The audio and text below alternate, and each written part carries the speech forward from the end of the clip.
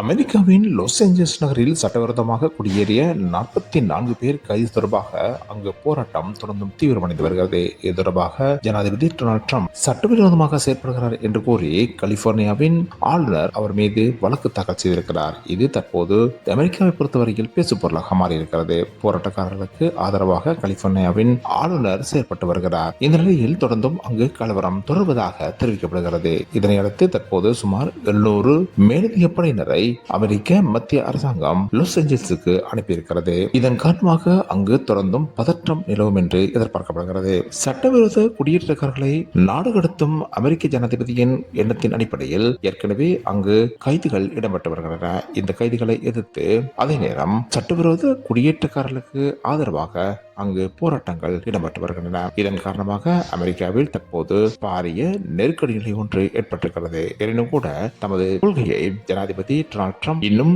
இறுகப்படுத்தி வருகிறார் என்று தெரிவிக்கப்படுகிறது. சட்டவிரோத குடியேறிகள் நாட்டிலிருந்து தொடர்ந்தும் வெளியேற்றப்படுவார்கள் என்று அவர் சூளுரைத்திருக்கிறார். 2023-2025 ஆண்டுகால பகுதிப் போட்டிகளை மையப்படுத்திய உலக டெஸ்ட் சாம்பியன்ஷிப் இறுதிப் போட்டி நாளை ஜூன் 11 ஆரம்பமாகிறது.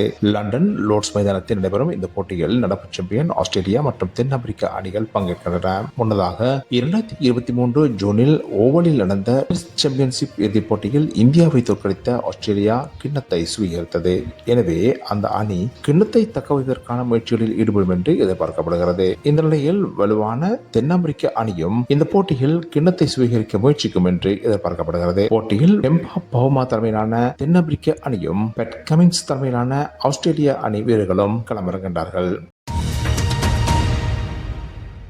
இலங்கையில் ஜனாதிபதி பொது மன்னிப்பின் கீழ் தவறாக தயாரிக்கப்பட்ட பட்டியல் அடிப்படையில் முக்கிய குற்றவாளி விடுதலை செய்யப்பட்டமை தொடர்பில் தற்போது தீவிர நிலை ஏற்பட்டிருக்கிறது. இதன் அடிப்படையில் நேற்றைய தினம் இலங்கையின் சிறைச்சாலைகள் ஆணையாளர் கைது செய்யப்பட்டிருக்கிறார். முன்னதாக அவரை பதவி நீக்கம் செய்வதற்கு அமைச்சரவை தீர்மானித்த நிலையில் பின்னர் அவர் கைது செய்யப்பட்டார். அவரின் வாக்குமூலங்களும் நேற்று முன்தினம் ஆகிய தினங்களில் பெறப்பட்டிருந்தன. அதே நேரம் முக்கிய குற்றவாளி ஒருவர் விடுவிக்கப்பட்ட அனுராதபுரம் சிறைச்சாலையின் துணை ஆணையாளரும் கைது செய்யப்பட்டு தற்போது விசாரணை செய்யப்பட்டு வருகிறார். இலங்கையில் பௌத்த நிகழ்வுகள் இடம்பெறும் போது கைதிகளுக்கு தண்டனை குறைக்கப்பட்டு அவர்கள் விடுதலை செய்யப்பட்டு வருவதே வழமையாகும். அதன் அடிப்படையில் கடந்த விசாக பௌர்ணமி தினத்தன்றும் கைதிகள் விடுதலை செய்யப்பட்டனர். இதன் போதே கடந்த மே மாதம் நிதி மோசடி தொடர்பில் கைது செய்யப்பட்டு தண்டனை பெற்றிருந்த ஒருவரும் சுமார் 10 நாட்களுக்குள் பொது மன்னிப்பின் கீழ் விடுதலை செய்யப்படும் பட்டியலில் உள்ளடக்கப்பட்டு அவரும் விடுதலை செய்யப்பட்டமையே தற்போது எழுந்துள்ள பிரச்சனைக்கு காரணமாக அமைந்திருக்கிறது.